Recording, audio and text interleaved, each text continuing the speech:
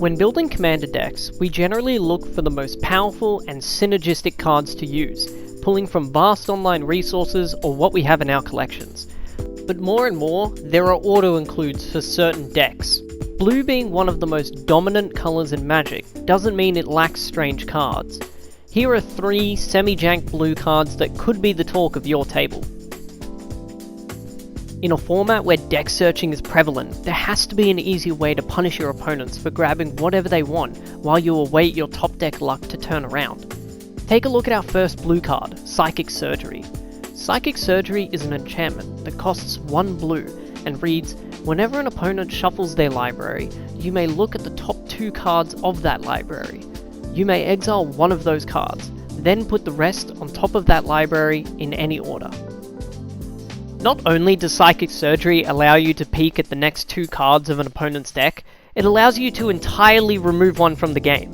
In some cases, this could be better than an even Mind Sensor, as you'll gain both knowledge and card removal.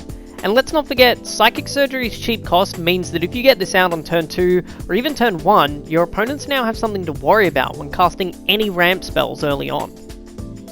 Gaining control of your opponent's permanents can be a focus of some blue decks, but most of the time, you can pay too much or won't gain enough value from what you take. I can assure you that your opponent's eyes will be looking everywhere other than this humble card, while you plot to steal whatever you please. Eyes Everywhere is an enchantment that costs 2 blue and reads, at the beginning of your upkeep, scry 1. For 5 blue, exchange control of Eyes Everywhere and target non-land permanent.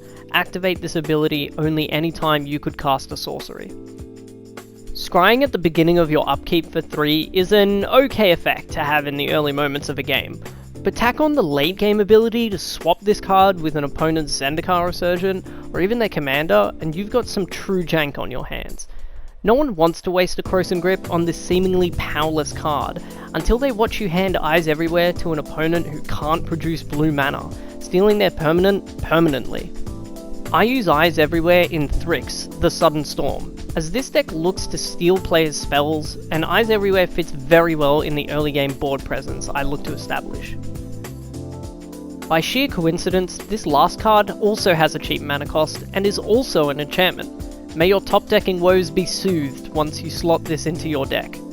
Soothsaying is an enchantment that costs blue, and reads, 3 blue, shuffle your library. For X generic mana, look at the top X cards of your library, then put them back in any order. I know, why not just use Sensei's Divining Top, you're yelling at me. Well, some of us have to buy cards with the coins between our couches, not the inheritance of our ancestors. Let's look at that second ability first. Paying any amount of mana to look at that many cards on top of your deck and rearrange them? That's a mini ponder for the leftover mana you were using to bluff your counterspell. Drop this down on turn 1 and most opponents won't pay it any mind for the entire game, leaving you to sneakily manipulate your top decks at any pace you want.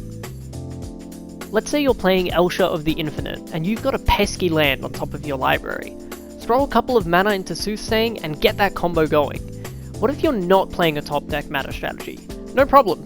After you untap for your turn, use just 2 or 3 mana to scour the top couple of cards and rearrange them so you can draw what you want and leave unwanted cards buried away. Back to Soothsaying's first ability. It might not be the best on paper, but there are some fringe cases where you may want to roll the dice and see what floats to the top of your library. This is a semi-jank card after all. Bear in mind your playgroup may have a different environment to mine, and I only suggest these cards based on my experience, so these cards may or may not be useful for you. I do hope you enjoyed those 3 semi-jank blue cards for Commander that you may not have thought about before. What do you think of these cards? Are there any other weird cards you know of? Leave a comment below. If you enjoyed this video, please hit like and consider subscribing too. Next time, we'll explore 3 nasty black cards.